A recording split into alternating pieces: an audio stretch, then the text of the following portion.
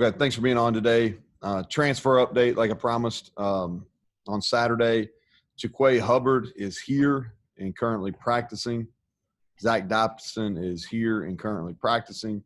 Tony Fields is here. He is still going through the COVID transition process from out of state. He's got to quarantine and test. As soon as he clears that, then he'll be ready to go. But he's here.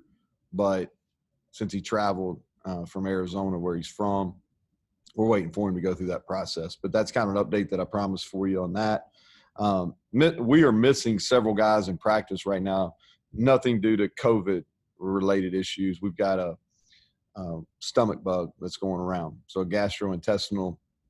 So we're down some guys. We're still doing split squad practices. We'll probably do that through the end of the week. Make a decision on Saturday toward the end.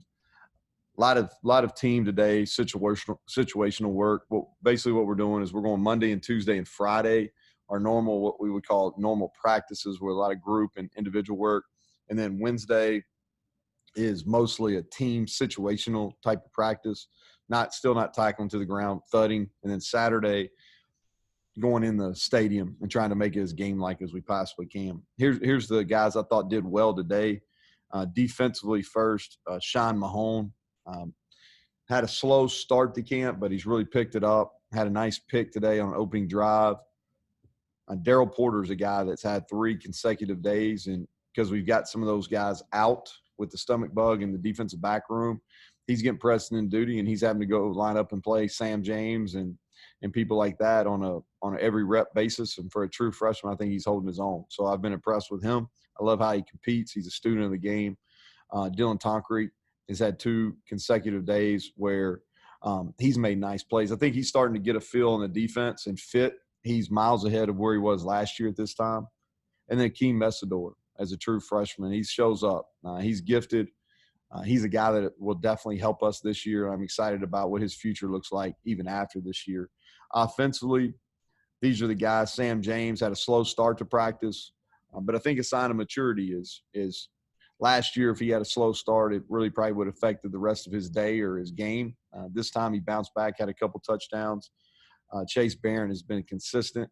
And then John Hughes is really getting better, and we need him too. He's playing right tackle for us, and he had a good day today, had a really good day yesterday, and he is much improved. Tony Mathis had a nice day today. He's a guy, the more repetitions he gets, the better. He's getting a better feel. He was more decisive today. Lorenzo Dorr is a guy that has played a lot of special teams here. He had a nice day. And then Bryce Wheaton. Bryce Wheaton, really, I think we're in 8 days. He's had 7 really positive and 1 not so good. But today he had a couple touchdowns and made some nice plays, and it would be huge for us if he could continue to grow because he's really a talented guy. And in special teams, Evan Staley, we had 2 subpar days in a row, but bounced back today and really played well. And like I've said this numerous times, is I think he is going to have a really bounce back year, really big bounce back year. And that's my expectations for him. Rest of the week looks like this. We'll have a recovery day tomorrow. We'll have meetings, walkthroughs tonight, recovery day tomorrow, normal practice on Friday, and then Saturday we'll have game-like. We'll make a decision whether we'll scrimmage or not, but it's going to be as game-like as we can in the stadium. So with that, I've got a little shorter time today. So with that, I'm going to open it up with questions. Yeah, just a reminder to use the raise hand feature. Take the first question from Coach Hunter. Go ahead, Greg. Too early to start to determine who can play, but just year 2 and then everything that's happened this summer, do you think you play more true freshmen this year or less than last year? Yeah, Greg, I don't have the numbers that we played last year. My assumption is we'll probably play more, just because mentally they're ready, and we're gonna have to be deeper. That's one of the – there's a lot of negatives doing the split squad, but one of the real positives is those guys that are young in our program are getting a lot more reps than they normally would. And so they're going to be more ready to play than in a normal situation. But I just think of the nature of what we're dealing with, because everybody talks about if you have positive tests and contact tracing, that's true. But anytime you get any kind of illness you've got to get tested, because there's so many symptoms of what could be COVID, and we're doing everything we possibly can from a safety standards and protocols, and we're taking precautions. So if guys have those type of symptoms on their questionnaire they fill out, then we're getting them tested, and you got to wait for the results. So I just think the way the year is going to be structured is I think more young people will play than ever. Next question from Alan Taylor. Alan, trying to mute you. Go ahead. Alan, man, I thought you were down in Florida. You know, I still like to come back up here when it's nice and cool. So, Welcome back. I know you were taking a tack last year of maybe trying to get guys to do more in-person classes, and obviously then this hits, and I guess you guys are right back. Is pretty much the whole team for safety purposes and bubble purposes online this fall? We are. Yeah, we are, and it's kind of unfortunate, but it's something we have to do. I like having our guys really part of the campus community. I think it's good to interact with students in a normal setting, because what I think it does is students want to support people they know, and if they know our players, they see them on campus, whether it's in class or at the whether it's rec center or where they eat, all those places, if they see them there and they know them and they want to come support them. But this year, in a lot of ways, it's going to be unique. And there's some upper level classes that are only offered in person right now, that some of our graduate student kids will have to go to in person. But for the most part, we are almost entirely online. Thank you, Neal. Go ahead, Kevin Kinder. Coach, you mentioned last week that you only had about 100 in camp right now rather than the max 110. Does that philosophy carry over when classes start? Do you think you'll approach the 125? And I know you had some walk-ons that had, committed to you that aren't there yet. Do you have a plan in place for that yet? We do. And we're really just taking everything kind of on that scenario as far as roster kind of week to week. I learned back in the beginning of this, not to long range plan too much. And so what our thought is if things continue to go well, then we expand. And we're going to lose some guys too, because as you go through this I've told our players this, it's a right to be on the football team. It's a right, and you can lose that right. And now the trust within teammate to teammate is so important. And when these students are coming back, you saw some of the reports of the house parties and things like that. Our guys got to be smart. And because anytime that they choose to do something, then they're bringing that back to their team. And so if it gets to a point where we have guys that are repeat offenders or can't follow the protocols, then they can't be a part of this. And so, but we're going to make those decisions week to week, Kevin, and as long as we continue to stay, relatively virus-free, then we'll continue to add those guys to our roster because we need them from a practice standpoint. All right. Next question from Mike Kazaza. Mike, we always have this issue. There you go. Every time. Similar to that, Neal, you said you didn't want to interfere 24/7 in your students when they weren't on campus, and maybe it's a little bit different now, but realistically, what can you tell guys to do? Do you have them police themselves? Is it, hey, just come to and from the building and really a regimented life? Like, how do you handle that? Because it is important. Yeah, it's critical. It really is. And you're asking them to make mature decisions. And a lot of these guys are not to that point in their life. So you're trying to coach them. You really try to get the veterans to help them understand why it's so important. I talk COVID-related issues. I give examples. We send them articles. I talk it every single day that I have them. I really do. And so, and they do police themselves, because we've got a large number of our guys that want to play. And if there's people on our football team that are interfering, then they are reporting. And so I think that's positive. Is it going to be 100%? No. Are we going to have some issues? Absolutely. That's dealing with this age group. That's going to occur. But we've got some ways to monitor it the best we can. And I hope we can mitigate the effects when students come back as much as we possibly can. But I think every program, not just football, I think every sport that's going to play is going to deal with those type of issues. Go ahead, Greg. Coach, you've mentioned a number of times you've done a lot of thud, haven't done a whole lot of full tackling to the ground. Concerns with that you haven't done that enough? Obviously, you still got weeks to go before your game. So just your thoughts about how you have to get ready to be physical. See, so going into this, my initial plan coming off those OTAs was to stay in this split squad really for about 2 weeks. And then next week is really start getting into the physical portion of what we need to get done in a fall camp. I wanted to make sure that our precautions and our procedures, everything were working like we thought they would, and they are so far. I wanted to make sure those were being followed.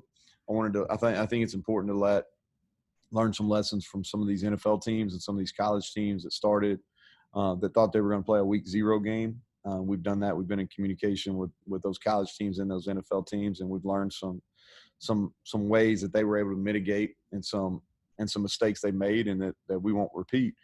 And so really next week is when we've got to get into the physical portion of our fall camp without a question. We can't go into a game on the 12th or the 26th and not tackle it all or not have physical type practices. Go ahead, Carly. Hey, Coach, one of the transfers you mentioned, Zach Dobson, definitely seems like a special guy, obviously, with the story with his brother, but just wondering how that connection formed and what made you want to go out and get him. Well, I think he's dynamic with the ball in his hands. There's some things he's got to get better. I think with the limited opportunities he had over the last couple of years, I think he made the most of it. And once he made his decision, one of my mentors really in the coaching profession is Tony Franklin, who's the offensive coordinator there at Middle Tennessee, and has done an excellent job. And, he didn't want him to leave Middle at all, but once he made that decision, he really believed in the kid, thought he was special. And so those guys that are dynamic with the ball in their hands, we were limited with those type of kids in our program. And we feel like that not only offensively, but in the return game, he can add something to us. Go ahead, Alan Saunders. Yeah, 2 questions if I can. One, I just want to ask about Jaquay Hubbard and what you've seen from him so far. And then also with the split squads, how's that impacting evaluation when you have guys that are battling for a spot that may be on different spots? So you're seeing them perform against different defenses. Mm-hmm. So I'll answer the second question first. So we're logging repetitions and we're working situations. As far as true evaluations, those when we start working as a full unit is when we'll get our clear evaluations. I think the way I've been operating, guys, is we have plenty of time. We play on the 12th. We don't play again until the 26th.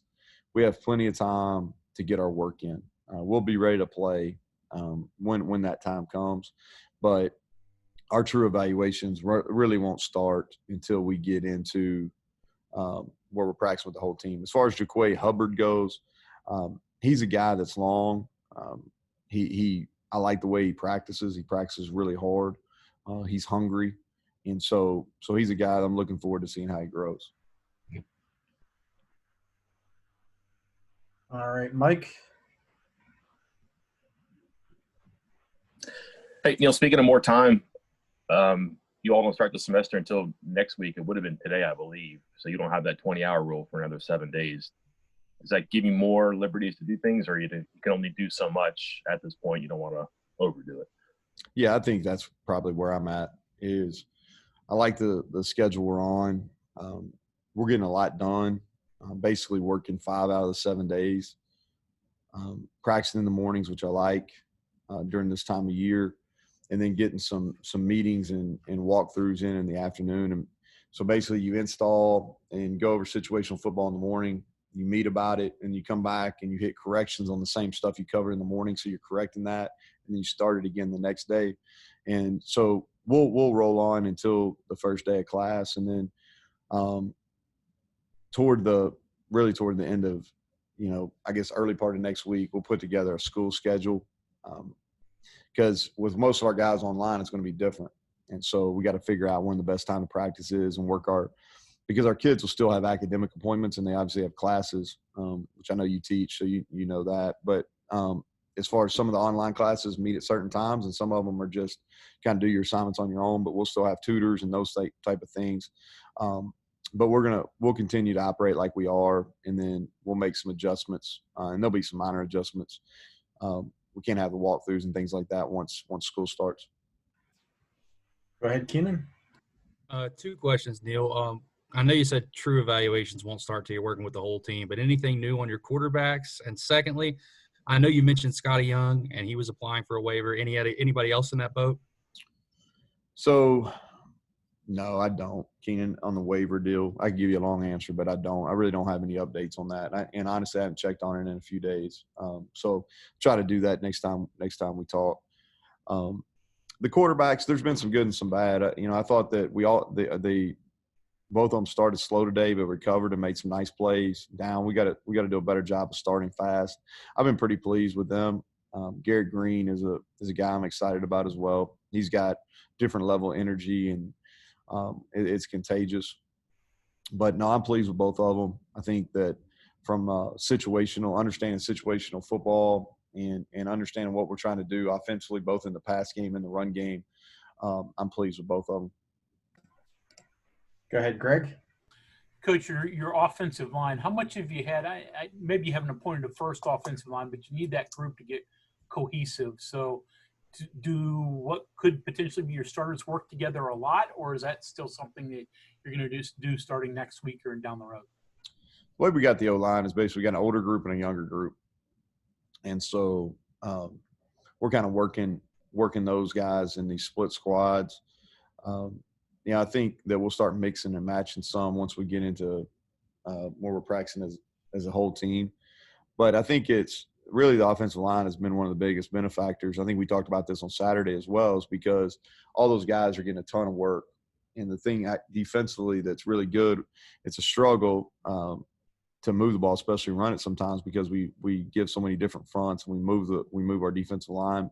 But it also logs a lot of really good reps for the O-line, and they're learning. And we really think we get all the front looks in our camp setting and spring ball setting that we'll get throughout the entire fall.